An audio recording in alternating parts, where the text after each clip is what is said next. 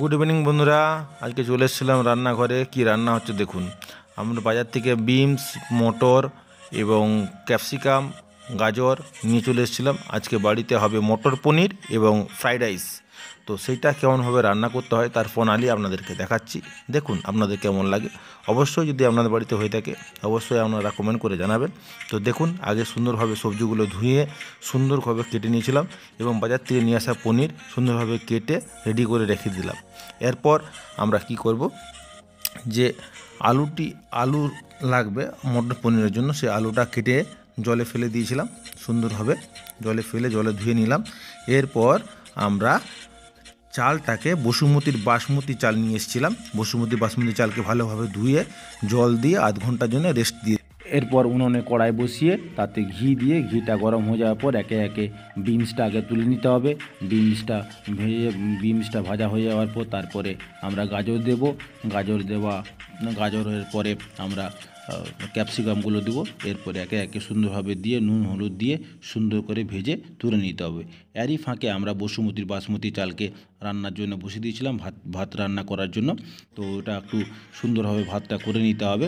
তো এবারে আমাদের এই ভাজাগুলো হয়ে গেল, তাতে আবার একটু ঘি দিয়ে আমরা একদম কিশমিশ কাজু বাদামকে ভেজে নিলাম। তো সেই ঘিতেই আমরা আবার গরম মশলা দিয়ে তৈরি করে বাসমতি চালটা আমাদের রান্না হয়ে গেছে, সেই চালটাকে দিয়ে সুন্দর করে সমস্ত ভাজা দিয়ে কিশমিশ কাজু বাদাম দিয়ে চিনি দিয়ে মাখিয়ে দিলেই রেডি ফ্রাইড রাইস।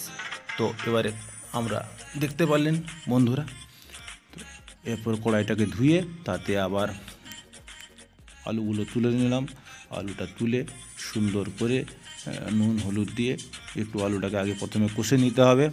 তো আলুটা কষা হয়ে গেলে তাতে আমরা তুলে দেব মটর আলু একসাথে দিয়ে সুন্দরভাবে কষে সিদ্ধ করে নামিয়ে নিতে হবে।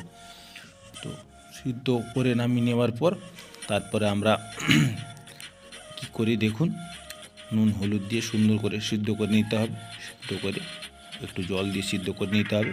সিদ্ধ করে নিলাম, সিদ্ধ হয়ে গেল। এরপর নামিয়ে নেব। এরপর আদা বাটা এবং গরম মশলা, সমস্ত রকমের মশলা রেডি চলছে। তো তারই ফাঁকে, আদা বাটার ফাঁকে তেলটা একটু সাদা তেল দিয়ে গরম করে তাতে একটু পনিরগুলো দিয়ে ভেজে নিতে হবে। একটু হলুদ দিয়ে ভেজে নিতে হবে, নাহলে ভালো লাগবে না, পনিরগুলো ভেঙে যাবে। তো পনিরগুলো ভেজে তুলে নিতে হবে। তো পনির ভাজা আমাদের প্রায় কমপ্লিট। এরপর এইদিকে আমাদের কালো জিরে ফোড়ন দিয়ে সেই তেলে আদা দিয়ে সুন্দর করে ভেজে নিতে হবে আদাটাকে।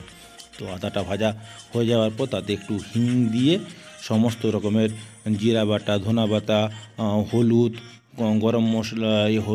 গরম মশলা এবং কাশ্মীরি লঙ্কার গুঁড়ো সমস্ত দিয়ে তাতে একটু চিনি দিয়ে সুন্দর করে মশলাটাকে রেডি করে নিতে হবে। তো মশলাটা রেডি হয়ে যাওয়ার পর এবারে সিদ্ধ করে আলু আর মটর সিদ্ধ করে রাখা, এবারে মশলাটা কষা হয়ে গেল। এবার আলু আর মটর তুলে দিতে হবে। তুলে দেওয়া হয়ে গেলে হালকা একটু জল দিয়ে তাকে সুন্দরভাবে কষিয়ে তারপর ভেজে রাখা পনিরগুলো দিয়ে ধনা পাতা ছড়িয়ে দিলেই রেডি মটর পনির। তো বন্ধুরা, আমাদের রান্না কেমন লাগলো অবশ্যই কমেন্ট করে জানাবেন। তো আমাদের ফ্রাইড রাইস মটর পনির রেডি। ওকে বন্ধুরা, থ্যাংক ইউ সো মাচ।